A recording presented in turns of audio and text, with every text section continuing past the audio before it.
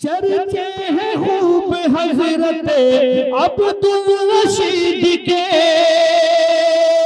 چرچے ہیں خوب حضرت عبدالرشید کے، سرتاج اب بکھیریں گے جلوے نشید کے، صالح کہاں ہے لوگ پے انتظار ہیں، میں انتہائی ادب و احترام کے ساتھ حضرت مولانا عبدالباری صاحب فاروقی دامت برکاتہم سے درخواست کر رہا ہوں حضرت والا تشریف لائیں اور اپنے مواعظ حسنہ سے ہم سامعین کو محظوظ فرمائیں۔ بسم اللہ الرحمن الرحیم، الحمد للہ نحمده ونستعینه ونستغفره ونؤمن به ونتوکل علیہ، ونعوذ باللہ من شرور انفسنا ومن سیئات اعمالنا، من يهده الله فلا مضل له ومن يضلله فلا هادي له، ونشهد أن لا إله إلا الله وحده لا شريك له، ونشهد أن سيدنا ونبينا ومولانا محمدا عبده ورسوله صلى الله تعالى عليه وعلى آله وأصحابه وأزواجه وذرياته وسلم، رب اشرح لي صدري ويسر لي أمري واحلل عقدة من لساني يفقهوا قولي، أما بعد فأعوذ بالله من الشيطان الرجيم، بسم الله الرحمن الرحيم، تبارك الذي نزل الفرقان على عبده ليكون للعالمين نذيرا، صدق الله العظيم۔ صدر محترم، حضرات علماء کرام، قابل قدر اور لائق عزت حاضرین جلسہ، آج کا یہ جلسہ جس کا پہلے سے یہ اعلان ہوا تھا کہ دستار بندی کا ایک اجلاس عام منعقد ہوگا، یہاں کے مسلمانوں کو آج سے نہیں بہت پہلے سے اس کا علم ہے کہ مولانا طفیل صاحب جو اس ادارے کے بانی ہیں، محرک ہیں، داعی ہیں، اور ان کی مسلسل محنتوں اور کوششوں اور سرگرمیوں سے مسلمان عوام خوب واقف ہیں۔ رمضان المبارک کے مہینے کے رخصت ہو جانے کے فوراً بعد یہ جلسہ منعقد ہو رہا ہے۔ اللہ تعالیٰ سے دعا کرتا ہوں پاک پروردگار اس کو خوب کامیابی نصیب فرمائے، اور جو بیانات یہاں ہوں گے یا ہوئے ہیں ان کو اللہ مفید اور مؤثر بنائے۔ میں اس وقت یہ محسوس کر رہا ہوں کہ یہاں حضرات علماء اکرام اور مقررین حضرات کی ایک فہرست ہے، لہذا بہت اختصار کے ساتھ تھوڑی دیر میں آپ سے مخاطب رہوں گا۔ اللہ پاک مجھے آپ حضرات کی خدمت میں صحیح، سچی اور دینی باتیں عرض کرنے کی توفیق نصیب فرمائے۔ اس جلسے کی نسبت قرآن مجید سے جڑی ہوئی، علم دین سے جڑی ہوئی، مدرسوں کی اہمیت سے جڑی ہوئی ہے، علماء کی عزت و قدر سے جڑی ہوئی ہے، اور خوب اچھی طریقے سے جان لیجئے، سمجھ لیجئے، یہاں سے یہ پیغام لے کر کے جائیے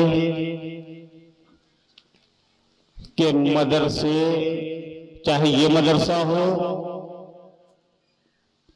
چاہے سلطان پور کے اندر کا کوئی بھی مدرسہ ہو، اس ملک کا مدرسہ ہو، اور پوری دنیا کے اندر جہاں جہاں مدرسے ہیں، مکاتب ہیں، وہ دین کی بقا کا ذریعہ ہے، دین کی ترقی کا ذریعہ ہے۔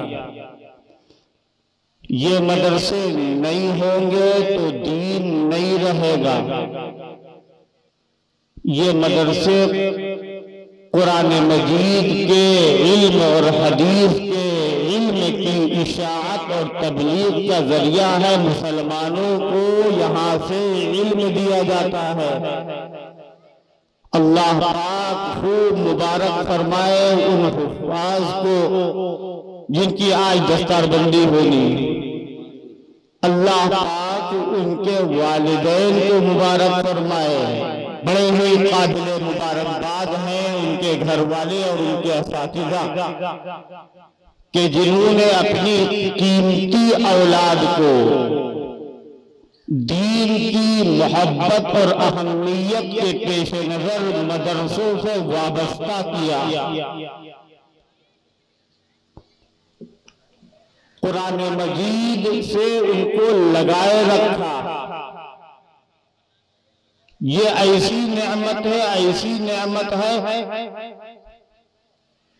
جس کے بارے میں عرض کر رہا ہوں، قرآن مجید اللہ کی ایسی نعمت ہے کہ دنیا کی کسی بڑی سی بڑی نعمت کو اور دنیا کی ساری نعمتوں کو، دنیا کی ساری نعمتوں کو اگر قرآن مجید کے مقابلے میں رکھ دیا جائے، ترازو کے ایک پلے میں دنیا کی ساری نعمتوں کو رکھ دیا جائے اور قرآن کو ترازو کے دوسرے پلے میں رکھ دیا جائے، رب کعبہ کی قسم، رب محمد کی قسم، قرآن والا پلہ جھک جائے گا۔ اللہ تبارک و تعالیٰ نے جہاں قرآن مجید کے اندر اپنی نعمتیں بیان فرمائی ہیں، ایک دو جگہ نہیں، اللہ کی بڑی نعمتیں ہیں جو اس نے انسان کو پیدا کیا، اور انسان کو پیدا کرنے کے ساتھ ساتھ انسان کے اندر جو خوبیاں اللہ نے رکھی، جو امتیازات اللہ نے انسان کے اندر رکھے، انسان بولتا ہے، انسان کھاتا ہے، انسان چلتا پھرتا ہے، انسان کو اللہ نے سوچنے اور سمجھنے کے لیے دل اور دماغ کی طاقتیں عطا فرمائی ہیں۔ اللہ تبارک و تعالیٰ کی ایک دو نعمتیں نہیں ہیں، لیکن یہ ساری کی ساری نعمتیں بیان ہوتی ہیں، اور اللہ فرماتا ہے ایک سورت کے اندر، الرحمن علم القرآن خلق الانسان علمہ البیان۔ وہ خدا رحمان ہے کہ جس نے قرآن کی تعلیم دی۔ ساری نعمتیں بیان کی اللہ نے، لیکن ان ساری نعمتوں سے پہلے قرآن کی تعلیم کو مقدم کیا ہے، پہلے بیان کیا ہے۔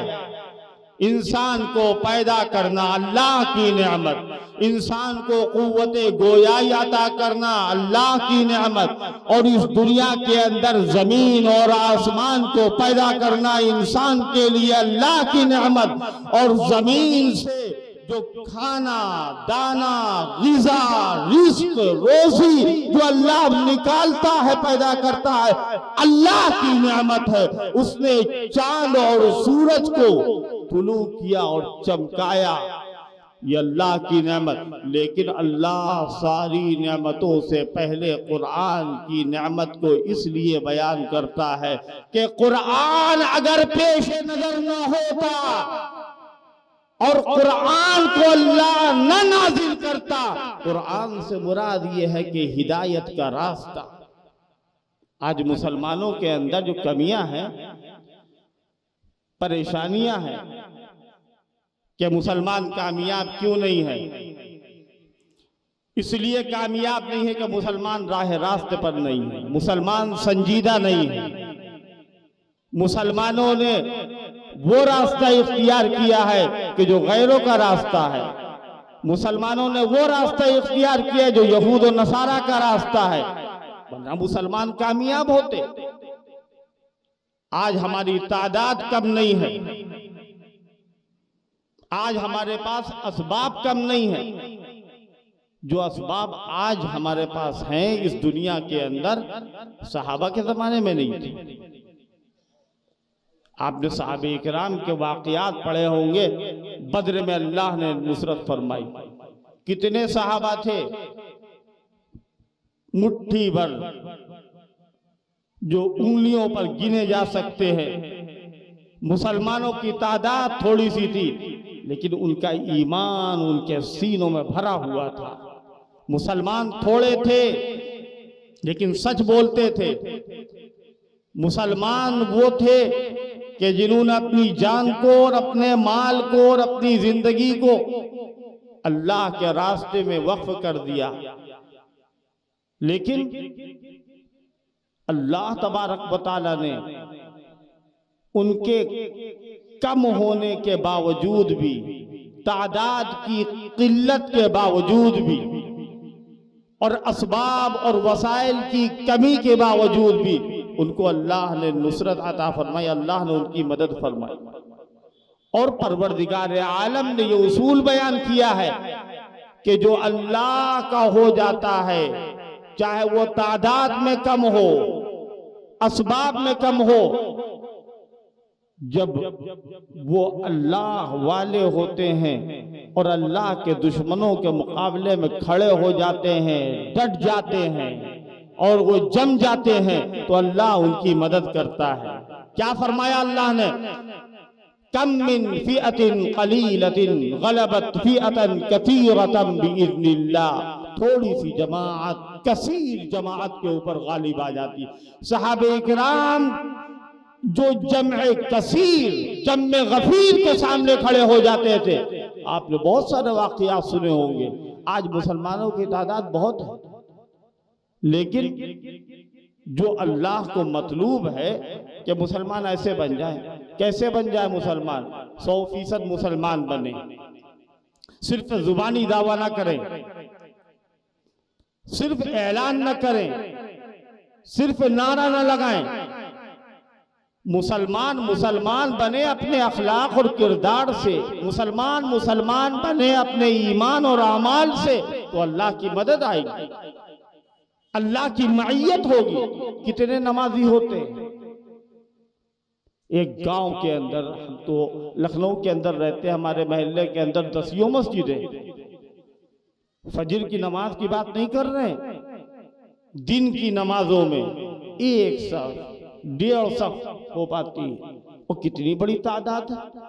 اور اس کے بعد پھر یہ شکوہ کرنا کہ مسلمان جو ہیں ان کے ساتھ اللہ کی مدد نہیں ہوتی ہے۔ کیسے مدد ہوگی اللہ کی؟ اللہ کا یہ وعدہ ہے، قال اللہ انی معکم لئن اقمتم الصلاۃ وآتیتم الزکاۃ۔ اللہ کہتا ہے کہ میں تمہارے ساتھ ہوں اگر تم نماز پڑھنے والے بنو اور زکوٰۃ دینے والے بنو۔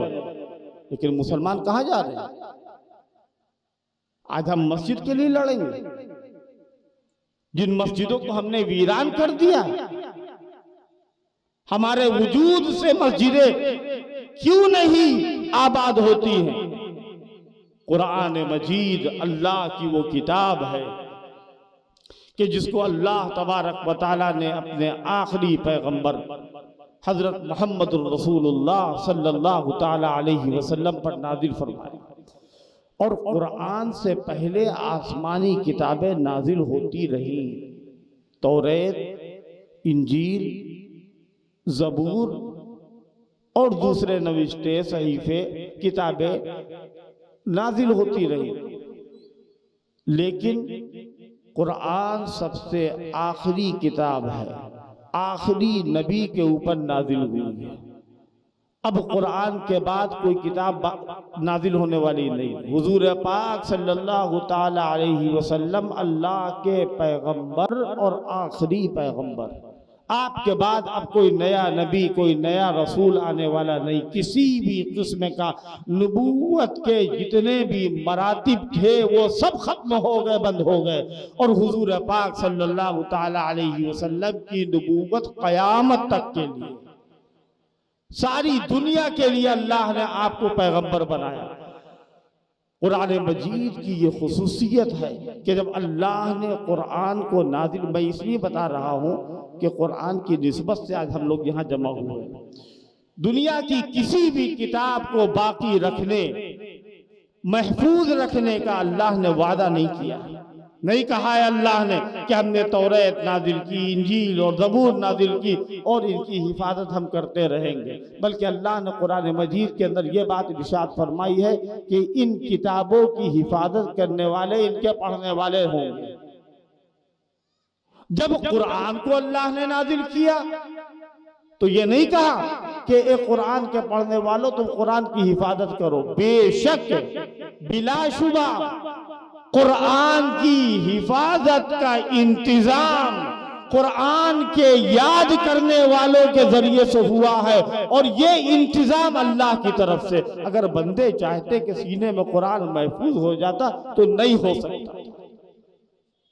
کوئی حافظ قرآن یہ دعویٰ کرے کہ ہم نے اپنی ذہانت سے، اپنی طاقت سے، اپنے ہنر سے، یا کوئی استاذ یہ دعویٰ کرے کہ ہم نے اپنی قابلیت سے بچے کو حافظ بنایا، غلط ہے دعویٰ۔ حافظ قرآن بے شک اللہ نے اس کو توفیق دی، اس سے محنت کروائی اللہ نے، لیکن اللہ کے فضل کے علاوہ اور کوئی چیز نہیں ہے کہ حافظ قرآن کو سینے میں محفوظ کرتا ہے، اللہ کا فضل ہے۔ اور حضور پاک صلی اللہ تعالی علیہ وسلم کے اوپر جب قرآن نازل ہوتا تھا تو قرآن مجید کو لے کر کے فرشتہ آتا تھا، حضور کے پاس آتا تھا، اور حضور نبی کریم صلی اللہ تعالی علیہ وسلم کو فرشتہ قرآن سناتا تھا، اور نبی کریم صلی اللہ تعالی علیہ وسلم قرآن کو جلدی جلدی پڑھنے لگتے تھے کہ فرشتہ جانے سے پہلے فرشتے کے جانے سے پہلے یہ قرآن کی آیتیں یاد ہو جائیں۔ تو اللہ تبارک و تعالیٰ نے فرمایا کہ اے میرے حبیب، اے میرے پیغمبر، آپ اس کی فکر مت کریے، قرآن کو جلدی مت پڑھیے، اور آپ گھبرائیے نہیں، یہ نہ سمجھیے کہ فرشتہ چلا جائے گا تو آپ کے سینے میں قرآن محفوظ نہیں رہ پائے گا۔ کیا فرمایا اللہ نے؟ لا تحرک به لسانک لتعجل به، اے پیغمبر قرآن کو جلدی جلدی پڑھنے میں آپ اپنی زبان کو حرکت نہ دیجیے۔ کیوں؟ ان علینا جمعہ وقرآنہ، قرآن کا جمع کر دینا یہ ہماری ذمہ داری ہے۔ اللہ کہتا ہے ان علینا جمعہ وقرآنہ، قرآن مجید کو پڑھایا بھی اللہ نے جبرائیل کے ذریعے سے۔ قرآن کو پڑھانے والا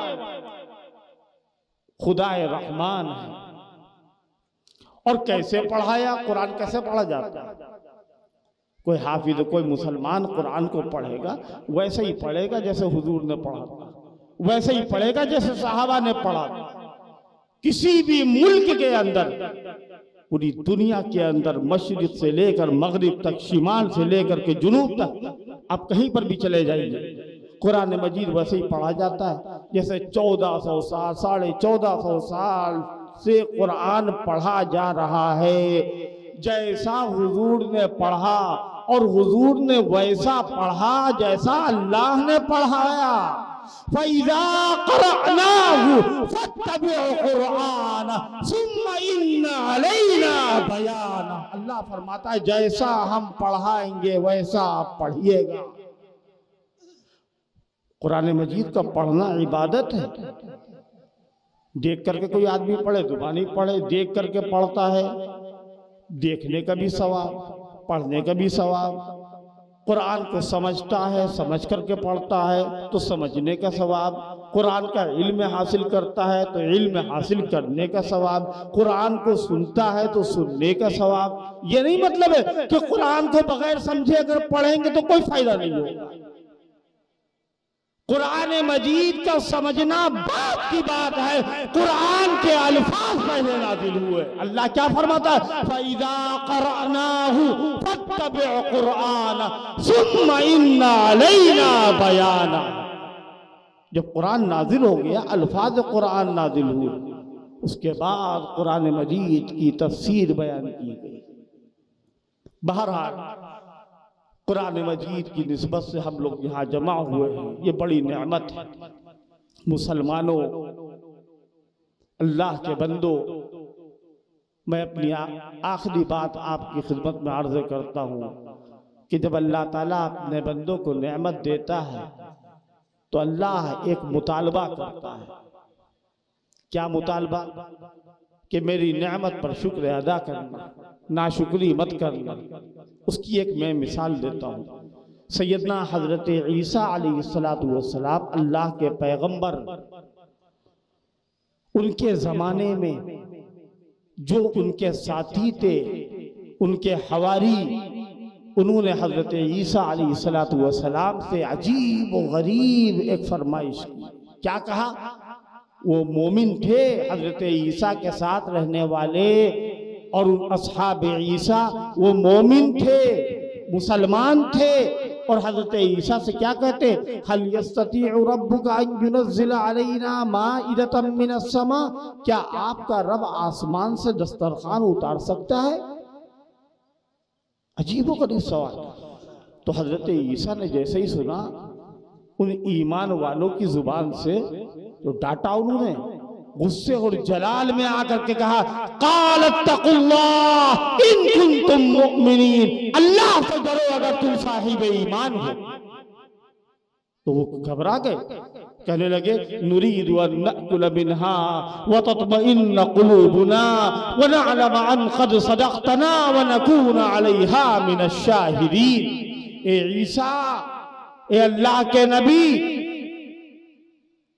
ہم تو صرف اس لیے فرمائش کر رہے ہیں کہ ہم اس میں سے کھائیں گے اور ہمارا دل مطمئن ہوگا، ہم اپنی آنکھوں سے اللہ کی قدرت کو اور آپ کے معجزے کو دیکھیں گے اور ہم گواہی دیں گے۔ تو حضرت عیسیٰ علیہ السلام کو اطمینان ہوا کہ ہاں میری قوم کہ جو یہ فرمائش کرنے والے لوگ ہیں ان کا ارادہ غلط نہیں، بس اللہ سے دعا کر دی انہوں نے۔ اور کیسے دعا کی؟ قرآن کہتا ہے حضرت عیسیٰ نے اللہ کے سامنے ہاتھ اٹھا کر کے دعا مانگی، اللہم انزل علینا مائدۃ من السماء، اے اللہ آسمان سے دسترخوان اتار دیجئے۔ اور وہ دن ایسا دن ہوگا تکون لنا عیدا لاولنا وآخرنا وآیۃ منک، اے اللہ وہ دن ہمارے لیے یادگار دن بن جائے گا، خوشی کا دن بن جائے گا۔ حضرت عیسیٰ اللہ کا نبی اللہ سے دعا مانگ رہا ہے، اللہ نے دعا قبول کر لی، اور دعا قبول اس طرح کی کہ دیکھو جو تم دعا مانگ رہے ہو، جو تیری قوم چاہتی ہے ہم اتاریں گے، انی منزلها علیکم، ہم اس کو اتاریں گے۔ لیکن یہاں پر یہ بات یاد رکھنا، جو بات میں عرض کرنا چاہتا تھا اسی کے لیے میں نے یہ واقعہ بیان کیا۔ اللہ نے جواب دیا فَمَنْ يَكْفُرْ بَعْدُ مِنْكُمْ فَإِنِّي أُعَذِّبُهُ عَذَابًا لَا أُعَذِّبُهُ أَحَدًا مِنَ الْعَالَمِينَ، کہ نعمت اترے گی اور نعمت کے اتر جانے کے بعد اگر کسی نے ناقدری اور ناشکری کی تو اس کو ایسا عذاب دوں گا، ایسا عذاب دوں گا، روح زمین پر اس کی کوئی مثال نہیں ملے گی۔ کیوں؟ جب تک نعمت نہیں ملتی ہے شکر کا مطالبہ نہیں ہوتا، نعمت کے مل جانے کے بعد اللہ کہتا ہے لَإِن شَكَرْتُمْ لَأَزِيدَنَّكُمْ وَلَئِن كَفَرْتُمْ إِنَّ عَذَابِي لَشَدِيدٌ۔ شکر ادا کرو گے تو نعمتیں بڑھا دیں گے، اور ناشکری کرو گے تو یاد رکھنا جس طرح میری رحمت ہے ایسے ہی میرا عذاب بھی ہے۔ بندے شکر ادا کریں۔ قرآن کس لیے؟ قرآن پڑھنے کی چیز ہے، قرآن سینے سے لگانے کی چیز ہے، قرآن کے احترام کے لیے، قرآن کی عظمت کے لیے، قرآن کے ادب کے لیے، قرآن کی عزت کے لیے، قرآن کی محبت کے لیے اپنے کو میٹنے کی ضرورت ہے۔ ہمارے گھر، وہ خاندان، وہ محلے، وہ علاقے، وہ مسلمانوں کی بستیاں اور آبادیاں کتنی قابل مبارکباد ہیں کہ جہاں مسجدوں میں تراویح بھی ہوتی ہے۔ اور یہ تو قرآن مجید کا معجزہ ہے کہ ہمارے وہاں کی مسجدیں کم پڑ جاتی ہیں اور حافظ قرآن زیادہ ہوتے ہیں۔ ہے کوئی توریت کا حافظ؟ ہے کوئی انجیل کا حافظ؟ ملے گا کوئی بخاری کا حافظ؟ ملے گا کوئی ترمذی کا، کوئی مسلم کا، کوئی ابو داؤد کا، کوئی ابن ماجہ کا؟ کوئی حافظ نہیں ملے گا الا ماشاء اللہ۔ قرآن کے حافظ ابھی 11 سال کی عمر ہے، 12 سال کی، 15 سال کی حافظ قرآن، ان سے پوچھا جائے بچوں سے کہ بتاؤ تمہارے ابا کا نام کیا ہے؟ بتائے گا؟ دادا کا، پردادا کا، پردادا کے والد کا، ان کے دادا کا، ان کے پردادا کا نہیں بتا پائے گا۔ قرآن کے بارے میں ذرا پوچھئے اس سے کہ اس سورت کے سے پہلے کون سی سورت ہے، اس کے بعد کی کون سی سورت ہے، اس کے بعد کی، اس سے پہلے کی، سب بتا دے گا۔ اِنَّا نَحْنُ نَزَّلْنَا الذِّكْرَ وَإِنَّا لَهُ لَحَافِظُونَ۔ ہم نے قرآن کو اتارا ہے اور صبح قیامت تک اس کی حفاظت کرنے والی میری ذات ہے، اللہ کہتا ہے۔ ایک مرتبہ حضرت فاروق اعظم رضی اللہ تعالی عنہ، جنہوں نے تراویح کی نماز باجماعت شروع فرمائی، تراویح کی نماز، حضرت فاروق اعظم رضی اللہ تعالی، ان کے بعد پھر حضرت علی رضی اللہ تعالی عنہ جب دیکھا کہ مسجدوں میں روشنی ہو رہی ہے، مسجدیں نورانی ہو رہی ہیں، جگمگا رہی ہیں، مسجد میں ایک الگ قسم کی بہار اور رونق آئی ہوئی ہے، سیدنا علی رضی اللہ تعالی عنہ دعا کرتے ہیں، اور کیا دعا مانگتے ہیں؟ اللہم نور قبر عمر کما نور مساجدنا، اے اللہ عمر کی قبر کو منور کر دے جیسے اس نے ہماری مسجدوں کو نورانی بنایا۔ مسجد نورانی ایک حافظ کی وجہ سے، حافظ قرآن کو اللہ تبارک و تعالی اس دنیا کے اندر بھی سرخرو فرمائے گا، اور قیامت میں وہ سرخرو ہوگا۔ حافظ قرآن، عالم قرآن، عامل قرآن، اللہ اس کو ذریعہ بنائے گا شفاعت کا، سفارش کا، بخشش کا۔ مسلمانوں کے لیے پوری دنیا کے اندر مسلمانوں کے پاس جو چیز ہے وہ نہیں ہے۔ دین اسلام قرآن کے ذریعے سے، قرآن جیسی کتاب، قرآن جیسی نعمت کہیں نہیں ہے۔ کیا نہیں چاہتے ہیں یہودی، نصرانی، مخالفین قرآن، حاسدین قرآن، امت مسلمہ کے قاتلین نہیں چاہتے ہیں کہ قرآن بدل دیا جائے؟ بدل تو نہیں سکے، قرآن نہیں بدل سکے۔ اب وہ تحریف کے قائل ہو گئے کہ قرآن اصلی ہے نہیں، قرآن اصلی نہیں۔ پوری دنیا یہ چاہتی ہے کہ مسلمان مٹ جائے۔ کیسے مٹیں گے مسلمان؟ مسلمانوں کی کسی چیز سے کوئی نفرت کسی کو نہیں ہے، یاد رکھیے گا۔ اگر مسلمانوں کے پاس دین اسلام ہے، مسلمانوں کے پاس قرآن کی نعمت ہے اور قرآن کی دولت ہے، تو دنیا یہ چاہے گی کہ امت مسلمہ مسلمان جو ہے وہ اپنے دین سے ہٹ جائے اور ان کا تعلق دین اسلام سے ختم ہو جائے۔ جب دین اسلام سے مسلمانوں کا تعلق ختم ہو جائے گا، دنیا کے اندر کوئی مسلمان باقی نہیں رہے گا، تو قیامت آ جائے گی۔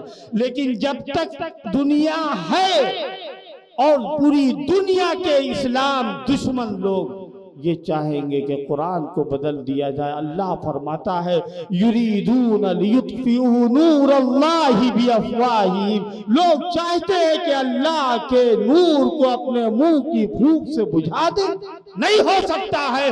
واللہ متم نورہ ولو کرہ الکافرون، دنیا لاکھ چاہے جب تک کہ اللہ نہیں چاہے گا،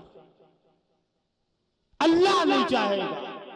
اور اللہ اپنے نور ہدایت کو پورا کر کے رہے گا۔ واللہ متم نورہ ولو کرہ الکافرون۔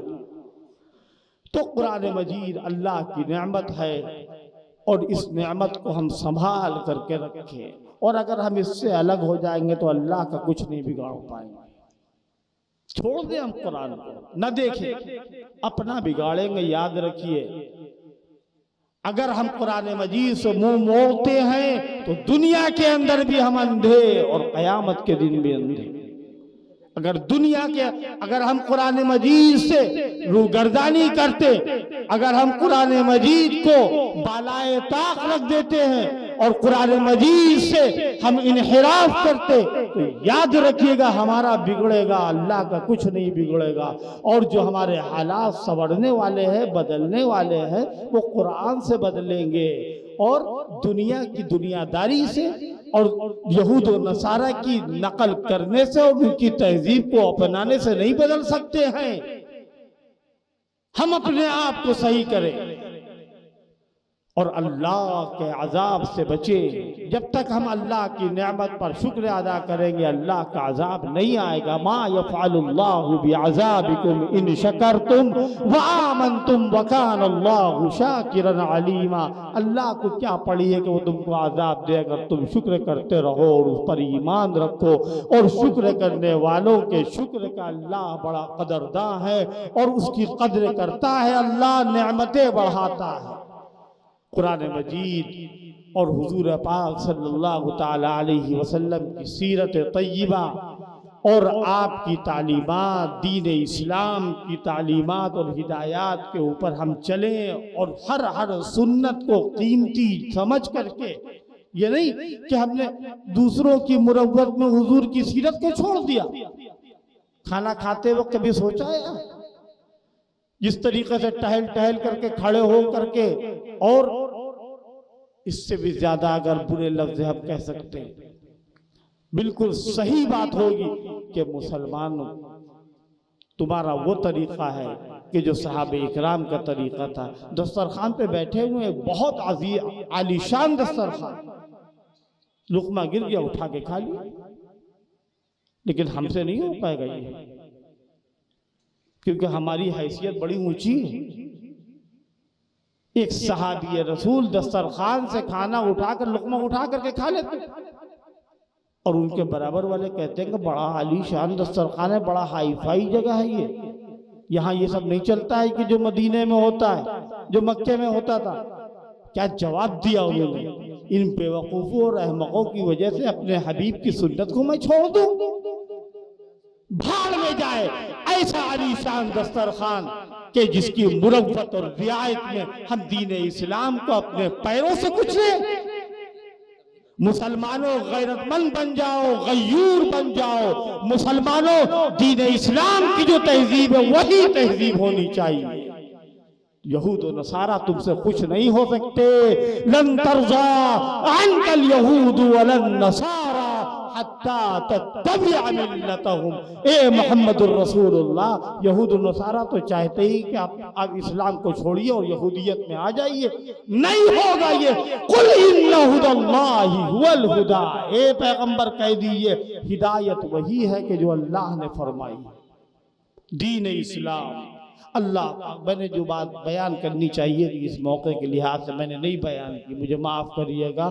اللہ پاک اس جلسے کو مفید سے مفید تر بنائے، مؤثر بنائے، اور اس کے پیغام کو دور دور تک عام فرمائے، اور جلسہ کرنے والے، اس میں تعاون کرنے والوں کو اللہ اس کے شایان شان اجر نصیب فرمائے۔ اللہ ہم سب کو ایمان پر زندہ رکھے، ایمان پر موت دے، اور ایمان والوں کے ساتھ ہمارا حشر فرمائے۔ آمین وآخر دعوانا الحمدللہ رب العالمین۔ جزاکم اللہ، بارک اللہ